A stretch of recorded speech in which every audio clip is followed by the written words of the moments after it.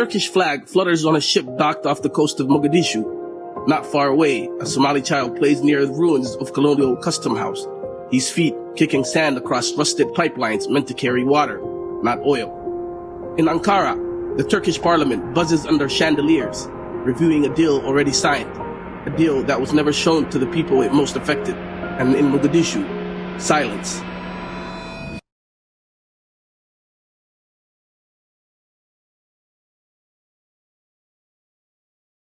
The contract, inked in Istanbul, cloaked in patriotism, layered in legal jargon, was hidden from parliament, concealed from the press, and slipped into Somalia's bloodstream like a slow poison.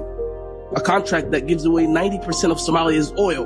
A contract that calls itself cooperation, but smells like surrender. While journalists scrambled to confirm, and whistleblowers shared scans through burner phones, Somalia's president toured the Gulf, speaking of sovereignty while signing it away.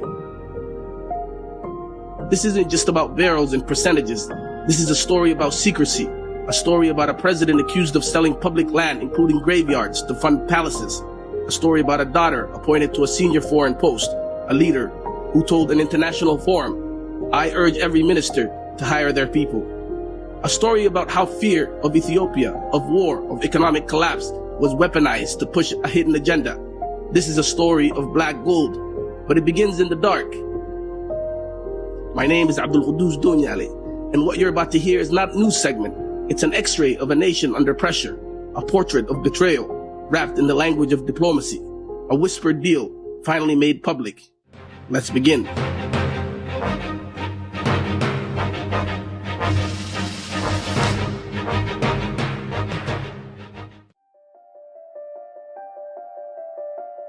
Fluorescent lit corridors of the Turkish parliament.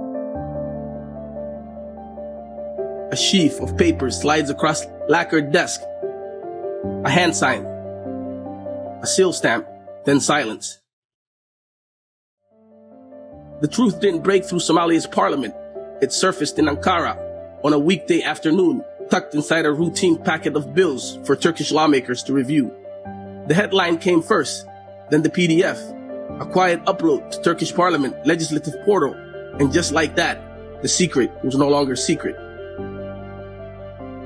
A 90-10 split in favor of Turkey. No signature bonus, no surface fees, no development charges. The Turkish state oil company would receive the lion's share of revenue from Somali oil and gas, with Somalia entitled to just a sliver, and only after cost recovery. Cost recovery, industry jargon. But here it means this: Turkey drills, Turkey spends, and before Somalia sees a single cent of profit, Turkey gets to take back up to 90% of production value every year until it's all paid off. This isn't partnership, this is ownership, dressed in diplomatic language. And it wasn't Somalia's Ministry of Petroleum who told the people. It was the Somali Twitter, it was the Somali Telegram, it was the diaspora translating parliamentary Turkish into furious Somali threads. By the time officials in Mogadishu blinked, the deal had gone global. Turkey secures 90% of Somalia's energy. Hidden contract surfaces, extortion disguised as cooperation. Members of Somalia's parliament claimed they'd never seen the full text. Some had signed blind, pushed by president pressure, in a speech about national security. Others were told that the oil deal was merely a clause inside a broader security cooperation pact. No time to read, no vote to delay, just one message, signed in the name of unity. But unity cannot be signed away. The ink was dry. The storm was coming. baarlamaanka dacwa intaas dadka Soomaaliya waxa uu sheegaya heshiiskaas waa heshiis dhaqaale waa heshiis difaac Soomaaliya iyo Turkiga ka dhaxeeya dawlad kale iyo dal kale lagu nacbaynayo ama lagu colaadinayo ama lagu dirirayo in jiro aad iyo aad ay u maasantay marka waan raadinayna muddooyinkan dal aan si bilateral ah oo gaar shakhsi ah inta loo heshiiyo naga saacida amuurahaas Turkiga waxay noqotay dadkii ugu horeeyay oo diyaar noola ah. Cooperation implies balance, a meeting of needs, a partnership rooted in mutual interest. But when one side holds the pen, writes the terms, drills the oil, ships the barrels, collects the profit, and still gets to choose the courtroom, that's not cooperation, that's control. In the fine print buried beneath the diplomatic flourishes was a clause that should have stopped everything cold. Article 4.7, Turkey recovers up to 90% of what's pulled from Somalia's soil before Somalia even touches a coin. It's called cost recovery, and on paper it makes sense. The operator covers their investment first, but when there's no cap, no transparency, no auditing body, it becomes black hole. Somalia could be waiting decades to see meaningful revenue. Compare this to Ghana, where local content laws ensure at least 15% equity for the state in every block. Or Senegal, where wood and gold concessions come with minimum royalty guarantees. Or even Kenya, where local courts have final say over extraction disputes. But in this deal, disputes go to arbitration in Istanbul. Export rights belong to Turkey. Revenue flows through Turkey's logistics, and Somalia has no clear legal recourse if terms are breached. It's not just a contract, it's a handover. The Somali Ministry of Petroleum called it a strategic cooperation agreement. They said it respected Somalia's sovereignty. The oil would remain property of the Somali people. But what does ownership mean when you have no access, no control, and no say in enforcement? What good is owning the house if someone else holds the keys, lives in the master bedroom, and decides whether you get to eat? Somalia is not without a need, but need is not a blank check. And sovereignty is not a slogan you trade for security guarantees, especially not at a moment like this. January 1st, 2024, Ethiopia signed the deal with Somaliland for Red Sea access. Somalia's government responds with outrage, but behind closed doors, they panic. Ethiopia's hunger for the sea, Turkey's appetite for influence, Somalia's desperation to hold the state together. These weren't parallel events. They were dominoes, falling one after another. And amid the noise of geopolitics, one thing got signed in silence. Somalia's resources, Somalia's future, sold for the short-term promises with long-term consequences. Called Ethiopia an enemy. You have recalled your ambassador in Ethiopia.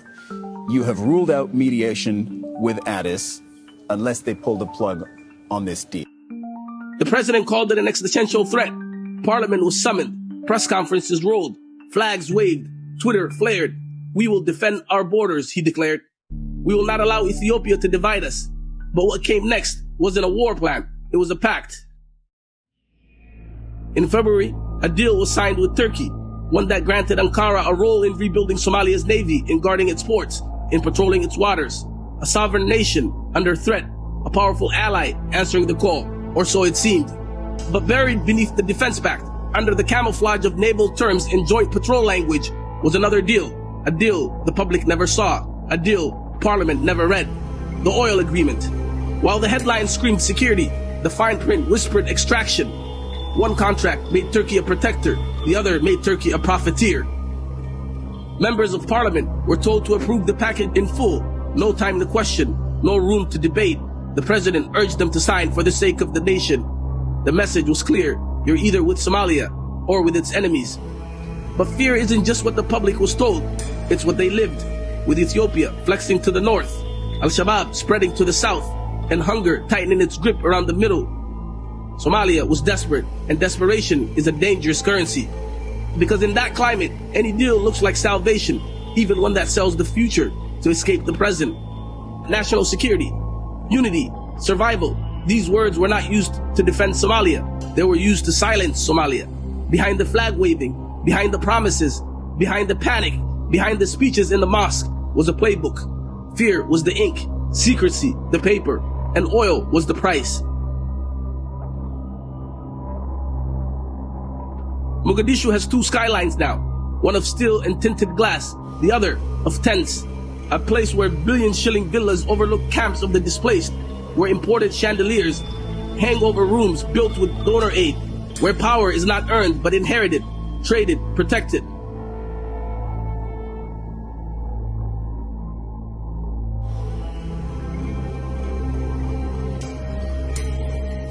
When questioned about nepotism, Somalia's president didn't flinch. He smiled. He doubled down. I urge all ministers to hire their own, he said, a full-throated endorsement of personal rule, cloaked in casual charisma. In a country still bleeding from clanism and civil war, this wasn't just a tone deaf, it was dangerous.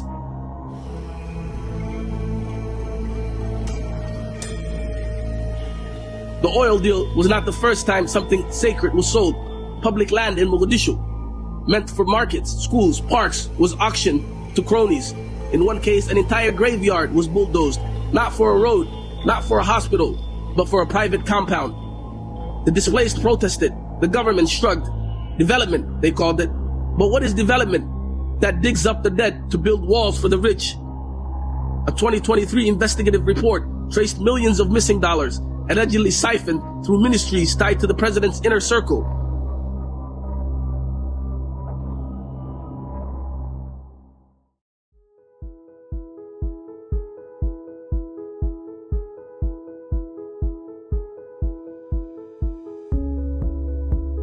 Procurement scams, ghost employees, unexplained foreign transfers.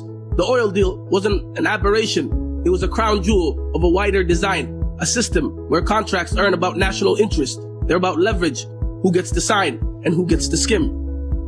Those who spoke up faced exile or worse. Reporters who asked too much saw their accreditations vanish. Whistleblowers had their phones tapped, their families threatened. Parliamentarians who pushed back were labeled traitors. This isn't just corruption, it's architecture, planned, reinforced, guarded like the compounds it builds. And yet, the people are not asleep. They've seen this before. In the 1980s, when state coffers became personal banks.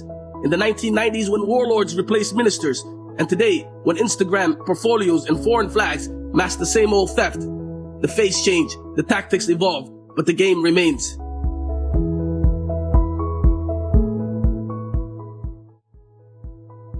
The Red Sea, it has always been more than water. It's a corridor, currency, and claim. And in 2024, it became a weapon, not through missiles, but through memoranda, not through gunboats, but through agreements inked behind closed doors.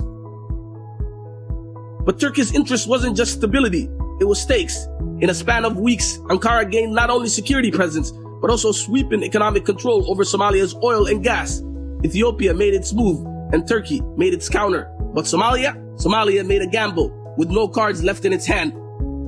The illusion was sovereignty. The reality, a return to protectorates.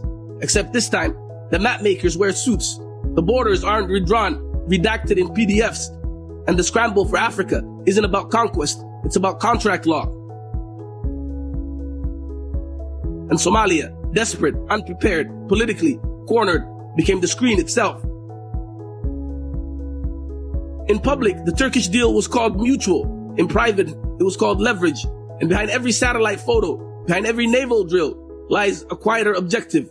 Control the coast, control the contracts, control the conversation. Somalia may still fly its flag, but the waters beneath it now answer to other interests.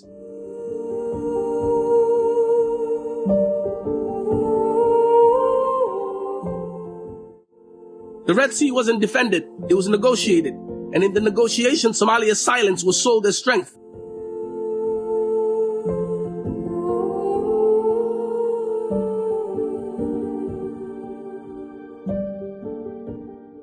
Journalists have been silenced, some by fear, some by force, others by slow erosion of hope.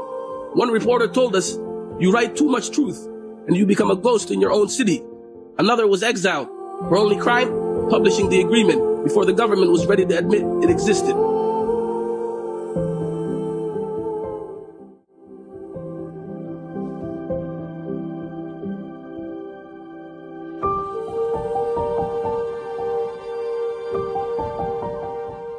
In Mogadishu, land meant for IDPs was quietly sold to real estate giants. Children sleep meters away from the concrete foundation poured for luxury flats. The president calls it investment, but the people call it betrayal. They remember when graveyards were moved so that mansions would rise. They remember when a girls' school was demolished for a private bank. They remember everything, even if no one is listening. Somalia's youth, half the population, weren't born when the last constitution was ratified. They've never voted in a national referendum. They've never had a say in what's signed on their behalf. But they know what oil smells like, and they know who profits. They've watched resources become ransom. They've watched presidents become landlords, and they've had enough. For the ordinary Somali who fetches water by hand, who walks past Turkish-built bases and cannot enter, who watches foreign ships scan their seabed, the cost is not theoretical. It is daily, it is generational, and it is rising. Silence here is not absence, it's architecture, it is design. And the louder the people get, the more sophisticated the noise machine becomes. But even a fortress of silence can crack, and the cracks have begun. What was stolen was not just oil, not just land, not just numbers on a spreadsheet. What was stolen was memory, agency, the right to say no, the right to see the deal, the right to read the clause, the right to imagine a different future, and not to be laughed out of the room for asking for it. Somalia has always known what it means to be signed away, from imperial treaties to Cold War bargains. It has often been the place others play their games, and Somalis pay the price. This deal, this ink-stained handshake cloaked in security language, is only the latest verse in an old song. But history, unlike contracts, is not irreversible. The ink is dry, but the people are not. The system is rigged, but cracks, once opened, can't be unremembered. The question now is not just who signed this deal, but what it will take to unsign the next one. The next battle will not be fought in Turkish courtrooms. It will be fought in Somali classrooms, in town halls, in the quiet bravery of citizens who dare to ask, who benefits, who decides, and how do we take it back? What was stolen can still be named. What was silenced can still be said. And what was buried may still grow back if we dig deep enough. This story is not over.